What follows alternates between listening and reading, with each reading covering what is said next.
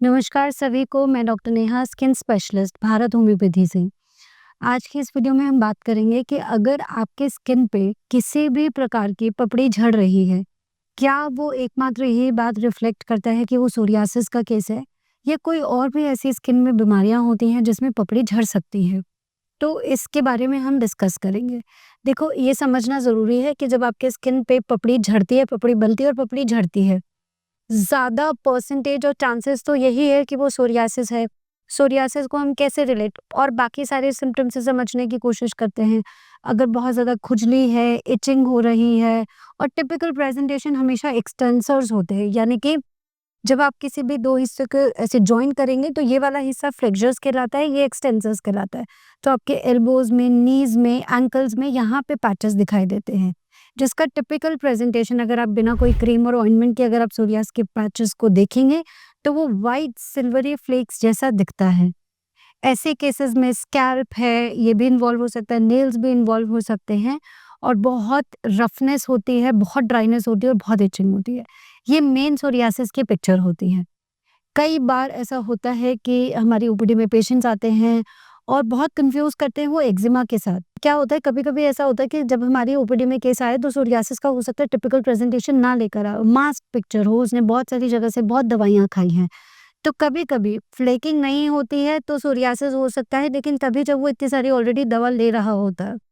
अब ऐसे में अगर हम एक्जिमा को देखें तो एक्जिमा एक तरीके की एटोपिक डर्मेटाइटिस होती है। एटोपिक का मतलब होता है जेनेटिकली ड्रिवन, मतलब आपके शरीर की टेंडेंसी है कि आप कई चीज़ों से जल्दी-जल्दी एलर्जिक हो जाते हो, आपकी स्किन प्रोन है एलर्जिक के। कई बार कॉन्टैक्ट डर्मेटाइटिस के भी केसेस हो सकते हैं। अगर एक्जिमा का केस है तो अधिकतर ऐसे रोग में आपकी चमड़ी जो होती है मोटी होती है, तो मोटी होने के साथ वो काली पड़ सकती है और कई बार अगर उस पे कोई प्रेशर आ जाए तो वो फट सकता है, ब्लीड कर सकता है और स्केल्स भी आ सकते हैं, यानी पपड़ी आ सकती है। पर वो पपड़ी अधिकतर व्हाइट सिल्वरी कलर की नहीं होती है, ऐसा सोरियासिस में होता है। तो आपका सोरियासिस कभी-कभी एक्जिमा से कन्फ्यूज़ हो सकता है।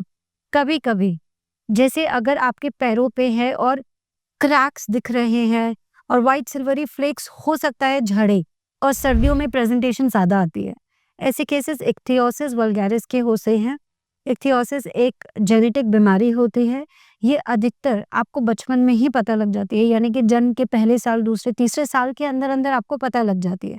कई बार प्रेजेंटेशन अडल्टहुड में भी आती है, टीन्स में भी आती है। ज़्यादातर केसेस अपने बचपन के ईयर्स में ही डायग्नोस हो जाते हैं। ऐसे में अधिकतर जो दिक्कतें होती हैं आपके पैरों पे या फिर जहाँ आप बेल्ट बाँधते हो, वहाँ पर होती है और ऐसी चमड़ी लगती है जैसे फिश की होती है, इसलिए इसको फिश स्केली स्किन सिंड्रोम कहा जाता है। यानी फिश की चमड़ी जैसे होती है ना, ऐसा बिल्कुल देखने में ऐसा लगता है और इसमें भी चमड़ी झड़ सकती है, इसमें भी बहुत ड्राइनेस हो सकती है, इचिंग हो सकती है और इसकी टिपिकल बात ये होती है कि ये सर्दियों में आता है और गर्मियों में बिल्कुल चला जाता है। ये सबसे अहम चीज़ होती है इक्थियोसिस वल्गैरिस में। अगर किसी पेशेंट के स्कैल्प पे सोरियासिस है, स्कैल्प पे पपड़ी मोटी है, झड़ रही है और वो कंफ्यूज कर सकता है सेबोरिक डर्मेटाइटिस के साथ। अधिकतर सेबोरिक डर्मेटाइटिस में आपका स्कैल्प ऑयली हो सकता है, तेली हो सकता है और जो फ्लेक्स होते हैं वो कंपैरेटिवली पतले होते हैं। जबकि स्कैल्प सोरियासिस में फ्लेक्स जो होते हैं मोटे होते हैं और आपकी चमड़ी ड्राई होती है, आपको खुजली लगती है। तो ये बेसिक डिफरेंस होता है। वहीं अगर हम प्लांटोपामल सोरियासिस की बात करें, यानी कि ऐसे केस में बात करें जहाँ पैरों पे सोरियासिस है, ऐसे में एथलीट फुट्स एक बीमारी होती है, वो भी सोरियासिस से कभी-कभी रिजेंबल कर सकती है। एथलीट्स फुट में क्या होता है, ज़्यादा पसीने आने की वजह से, साफ-सुथरे मोज़े ना पहनने की वजह से या फिर पसीना बहुत ज़्यादा आ रहा है और फिर भी बहुत क्लोज्ड शू, आपने टाइट जूता पहना हुआ है, उसकी वजह से आपके पैरों की उँगलियों के बीच में आपको फंगल इन्फेक्शन हो सकता है। तो उस फंगल इन्फेक्शन में ये बेसिकली अल्सरेटिव टाइप की चीज़ होती है, इसमें घाव जैसा ज़्यादा बनता है, लेकिन इसमें पपड़ी, खुजली, जलन, पेन सारे सिम्पटम्स आ सकते हैं।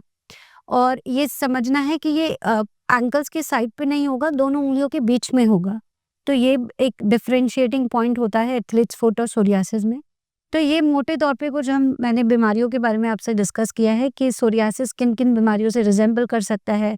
अगर आपको कोई भी इसका स्किन पैच है जिसमें रेडनेस है, खुजली है, दर्द है और पपड़ी झड़ रही है, तो ये ज़रूरी नहीं है कि आपको सोरियासिस है। ऑल्दो ज़्यादा चांसेस यही है कि सोरियासिस हो सकता है, आपके क्लिनिकल डायग्नोसिस जो भी हम अगर आप भारत होम्योपैथी में आते हैं या किसी भी डॉक्टर को दिखा रहे हैं, तो वो अपनी एक्सपर्टीज़ और अपनी आपकी क्लिनिकल प्रेजेंटेशन के अकॉर्डिंग हम डायग्नोसिस बनाते हैं। ज़रूरत लगती है तो आपकी स्किन के टुकड़े की जांच की जाती है, जिसे स्किन बायोप्सी टेस्ट बोला जाता है, ताकि हम कंफर्म हो सके कि ये प्रॉब्लम एक्चुअली में क्या है। आई होप इस वीडियो से आपको ये समझ आया होगा कि अगर आपकी स्किन पे पपड़ी झड़ रही है, तो ये ज़रूरी नहीं है कि सोरियासिस है। और भी बीमारियां हैं जो सोरियासिस से रिजेंबल करती है। जो आप इस वीडियो को देखकर दोबारा से एक बार इसका रेफरेंस लेकर दोबारा से देखकर अपनी बीमारी को बेहतर समझ सकते हैं। Thank you.